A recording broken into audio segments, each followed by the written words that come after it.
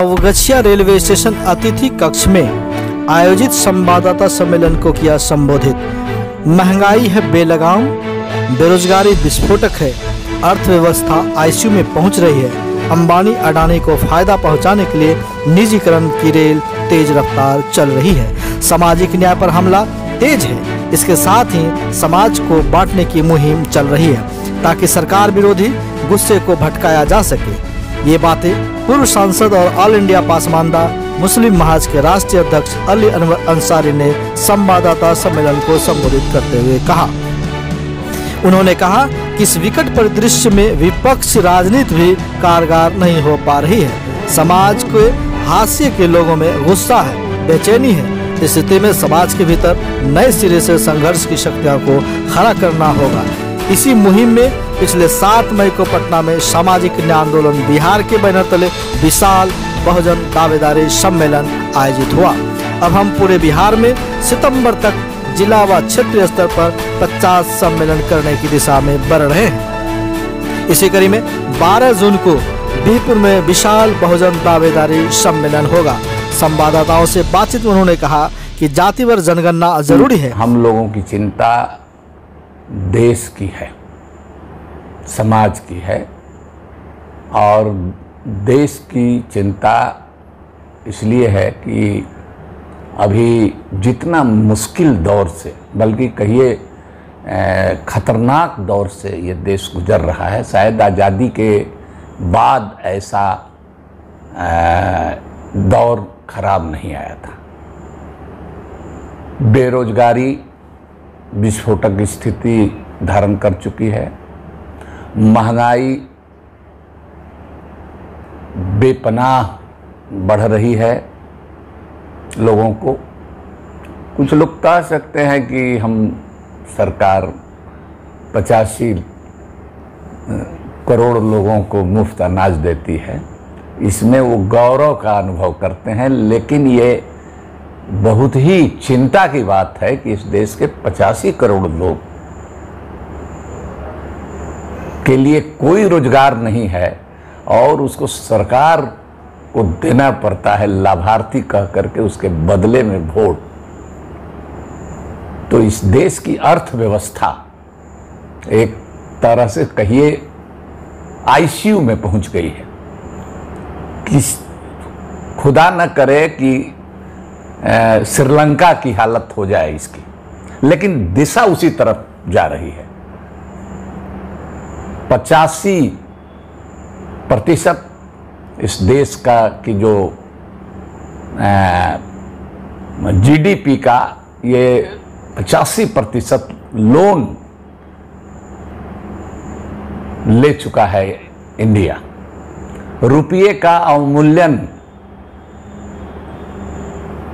इस हद तक चला गया है कि कभी ऐसा नहीं हुआ था। विदेशी मुद्रा का भंडार खत्म होते जा रहा है। ये सारे संकट के बीच में इस सबसे बड़ा संकट ये है कि सामाजिक ताना बाना को, जो एक ताकत होती है, अगर वो ताना बाना बना रहता है, ताना बाना से मतलब हमारा है सामाजिक मेल मिलाप भाईचारा, उसको जानबूझ करके तहस नहस करने के लिए सरकार तुली हुई है। और उसका मकसद सिर्फ ये है कि महंगाई, बेरोजगारी, भ्रष्टाचार, लॉ एंड ऑर्डर की स्थिति, देश की आर्थिक स्थिति की तरफ इसका ध्यान नहीं जाए लोगों का। और इसीलिए वो ध्रुवीकरण की राजनीति वो कर रही है सरकार। और उससे भी चिंता की बात यह है कि जो विपक्षी दल हैं वो ऐसे लगता है कि वो किम कर्तव्य विमूढ़ हैं। क्या करना चाहिए, कैसे इस स्थिति का मुकाबला करने चाहिए, उनको कुछ समझ में नहीं आ रहा। और वो भी सत्ता में जाने के जोड़ तोड़ में, भाई भतीजावाद में, परिवारवाद में लगे हुए हैं। तो जनता में बेचैनी है। तो इसी भागलपुर जिले से आपके कभी इतिहास इसका लिखा जाएगा तो इसमें दर्ज होगा कि इस तरह की बेचैनी यूं तो पूरे बिहार में, पूरे देश में है, लेकिन भागलपुर से एक बहुजन आंदोलन, बहुजन भागीदारी आंदोलन के नाम से एक मुहिम हम लोगों ने छेड़ी है और दो मीटिंग उसकी शुरुआती, जिसमें ये आइडिया कंसीव किया भागलपुर में, यहां से तय करके, और हम लोगों ने पिछले 7 तारीख को पटना में एक बहुत बड़ा सम्मेलन किया हम लोगों ने, और जिसमें हम लोगों ने तय किया है कि इस कड़ी में हम लोग बिहार में 50 कार्यक्रम आयोजित करेंगे, 50 जिलों में कार्यक्रम हम लोग आयोजित करेंगे। उसकी पहली कड़ी में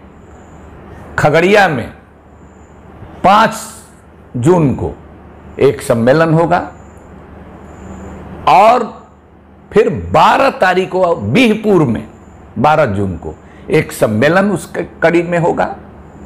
उसके बीच भी और कार्यक्रम हो सकता है कि हाजीपुर में उसके पहले हो, 11 को हाजीपुर में हो जाए, फिर 30 जून को पटना में ऑल इंडिया पसमानदा मुस्लिम महाज की तरफ से, जिसमें बहुजन आंदोलन के जितने साथी हैं वो सब लोग, हम लोग मिल करके, हिंदू, मुस्लिम, दलित, पिछड़े, कमजोर लोग, सब लोग मिल करके और इस सवाल को हम लोग उठाएंगे। एक तो इसलिए कि ये सब जो संकट चौतरफा पैदा हुआ है, वो अंत में ये जो भारत का प्रजातंत्र है उसको गला दबाने की तरफ ये संकट बढ़ रहा है।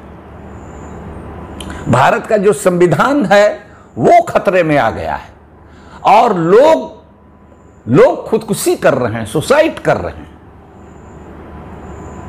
तो इस तरफ ध्यान नहीं है। तो इन तमाम चीजों को हम लोग देख रहे हैं कि वही लड़ेगा इसमें जो एक तरह से कहिए कि जो सर्वहारा होगा, जिसको कोई लाग लपेट नहीं होगा, जिसको अब यही समझिए कि अब उसके जीवन मरण की लड़ाई है। तो ये लड़ाई की शुरुआत हो रही है। अब चूंकि यहाँ से हम गुजर रहे हैं और तो आप लोगों को हमने सोचा कि आप लोग उस दिन भी बिहपुर में आप लोग रहेंगे ही, तो पहले से ये मैसेज चला जाए।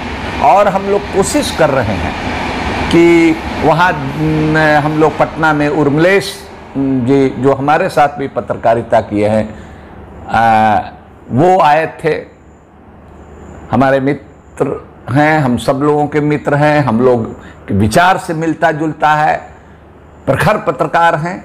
उसी तरह से अनिल चमाड़िया जी एक प्रखर पत्रकार हैं, विचारवान चिंतक हैं, वो भी उस सम्मेलन में आए थे।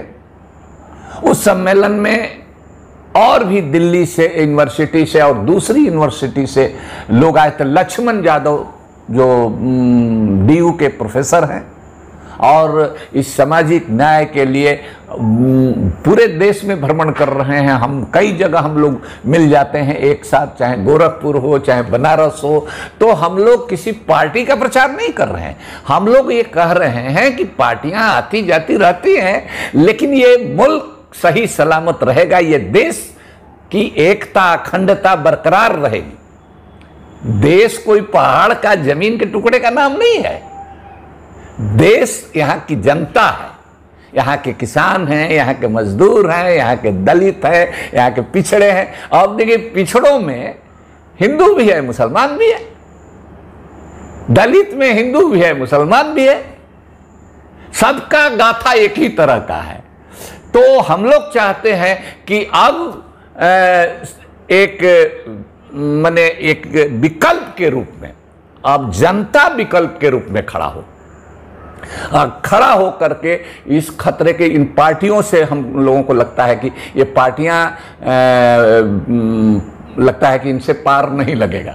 देख रहे हैं सब चीज है, कोरोना में इतने लोग मरे, इतनी बेरोजगारी है। आपने देखा कि प्रयागराज में या बिहार से जो नौजवानों का, बेरोजगार नौजवानों का आंदोलन शुरू हुआ, प्रयागराज में जाकर के किस तरह की पिटाई हुई, लड़कों को हॉस्टल में घुस घुस करके, लाशें कब्रिस्तानों में, श्मशानों में, नदियां पट गई लाशों से। कौन घर है जिसके घर में एक दो आदमी नहीं मरा, फिर भी जीत रहे हैं भाई। तो क्या क्या वजह है? कुछ लोग कहते हैं ईवीएम भी है, में भी हो सकता है, लेकिन एक वजह यह भी है कि इन लोगों ने अंधा भक्त कुछ जहर भर दिया है लोगों को दिमाग में। तो हम लोग भी गांव में जा रहे हैं, उनकी फितरत है नफरत, उनकी फितरत है बांटना लड़ाना, हमारी फितरत है जोड़ना। हम लोग जोड़ने के लिए, और यही इस देश की खूबी है, सभी जाति सभी धर्म के लोग मिल करके इस मुल्क में आजादी की लड़ाई लड़े हैं, और सबसे ज्यादा किसान, मजदूर, दलित, पिछड़े सब लोग लड़े।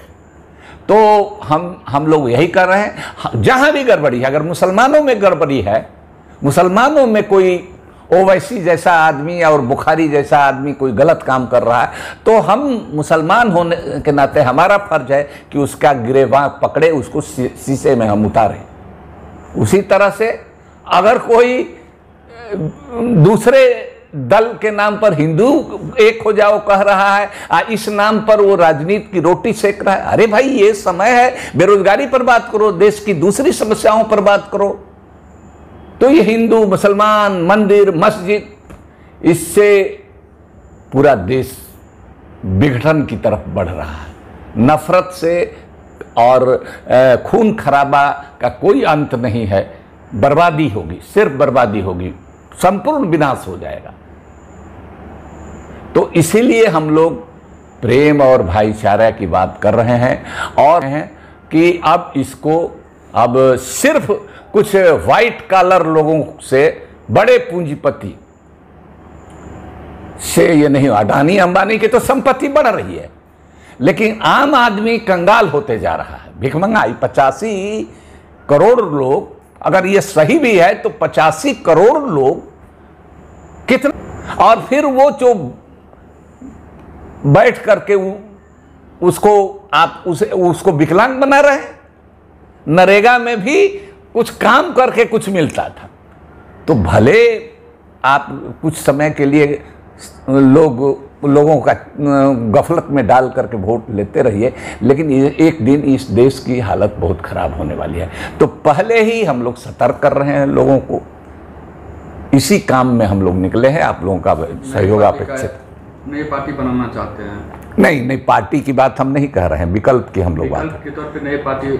देखिए, इसी छोटे छोटे आंदोलन से हम लोगों की ये बेचैनी पूरे देश की बेचैनी है। 24 की लड़ाई है, 24-25 की बात नहीं है, असेंबली पार्लियामेंट की बात नहीं है। बात यह है कि पार्टियां आती जाती रहेंगी, ये देश सही सलामत रहना चाहिए, सामाजिक एकता सद्भाव बनी रहनी चाहिए, और उसको काम करने के लिए जो एलिट लोग हैं, जो संभ्रांत लोग हैं, वो लोग सक्षम नहीं है। अब आम जनता को खड़ा होना पड़े। आप भी अगर इस मुल्क से मोहब्बत रखते हैं तो आपको भी खड़ा होना चाहिए।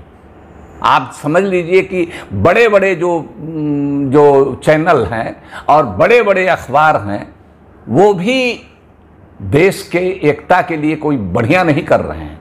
तो इसी छोटे पोर्टल, छोटे छोटे प्रादेशिक और स्थानीय अखबार, और ये जिनको जो इस दर्द को झेल भी रहे हैं, उनका कर्तव्य है कि सब लोग मिल करके इस चीज को आगे बढ़ाएं। इसमें से ही कुछ निकलेगा। छोटे छोटे माने कहते हैं ना, बूंदे बूंद पानी से तालाब भरता है, तो इसी से रास्ता निकलेगा।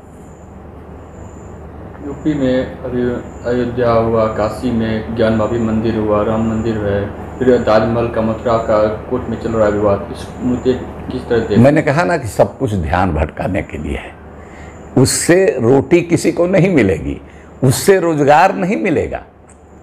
और देखिए, ये कई तरह के लोग, हमने तो कहा कि ओवैसी का भी नाम लिया, हम कहते हैं, इतना ही कह रहे हैं इस बारे में कि राजनीति का में धर्म का इस्तेमाल नहीं होना चाहिए। धार्मिक प्रतीकों का इस्तेमाल मुसलमान करे, सिख करे, ईसाई करे, हिंदू करे, कोई नहीं करे। ये राजनीति और धर्म का घाल, राजनीति अलग चीज़ है, धर्म अलग चीज़ है। वो अपना धर्म जिसकी आस्था है जो करे, लेकिन धार्मिक प्रतीकों का, अब तो विडंबना ये है कि इन धार्मिक प्रतीकों का एक तो है सांप्रदायिक दल इसका इस्तेमाल कर रहे हैं, लेकिन जो लोग समाजवादी धारा के हैं, जो लोग इस तरह की सोच रखते हैं, उनको कम से कम इन धार्मिक प्रतीकों का राजनीति में इस्तेमाल नहीं करना चाहिए। उनको जान लेना चाहिए इस लड़ाई में वो पारंगत है। जो अभी दिल्ली के तख्त पर काबिज है वो इस लड़ाई में पारंगत है। अगर उसके हथियार से आप खेलने का कोशिश कीजिएगा तो वो आपकी ही गर्दन वो तराश लेगा। ज्ञानवापी मंदिर का जो विवाद चल रहा है उसमें मस्जिद और शिव मंदिर का बात चल रहा है, इस पर अब क्या कहेंगे? अरे देखिए, हम तो कह रहे हैं कि हम ज्ञानवापी कहा आपने या जो भी कहा, ये सब कुछ हजारों साल से इस देश में लोग एक साथ रहते रहे हैं, समझ रहे हैं ना। तो इसको सवाल, अभी तो भूख से मर रहे हैं भैया, अभी तो 47 लाख लोग मरे हैं कोरोना में। आइए, पार्लियामेंट में इतनी बेशर्म लोग हैं कि कहा कि लोग नहीं मरे हैं, 5 लाख लोग मरे हैं, ये कह रहे हैं 5 लाख समथिंग, वो 47.5 लाख कह रहा है। दुनिया के किसी देश ने इसका खंडन नहीं किया। जो आंकड़ा आया है खाली इंडिया का नहीं आया है, पूरी दुनिया में जहां जहां हुआ है आया है। अब क्या हम लोगों ने नहीं देखा? कोई ऑक्सीजन सिलेंडर से नहीं मरा। ये कैसी सरकार है?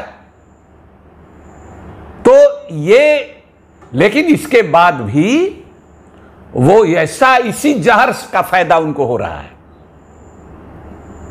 तो लेकिन वो नहीं सोचते हैं कि कल को गए वो नहीं रहेंगे तो ये देश सलामत रहे। इसको अब आवाम ही, जनता ही, किसान, मजदूर, गरीब, दलित, पिछड़े, नौजवान जो समझते हैं लोग, वही बचा सकते हैं। और जो कमजोर है सबसे ज्यादा, उसी को उसका कोई ईडी या इनकम टैक्स और सीबीआई का उसका झमेला नहीं है। वो लड़ेगा।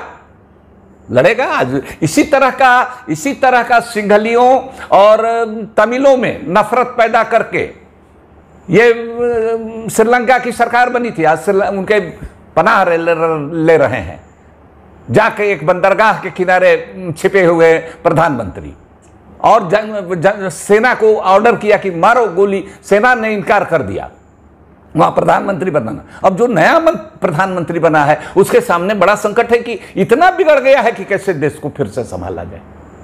तो ऐसी स्थिति में ये देश बढ़ रहा है।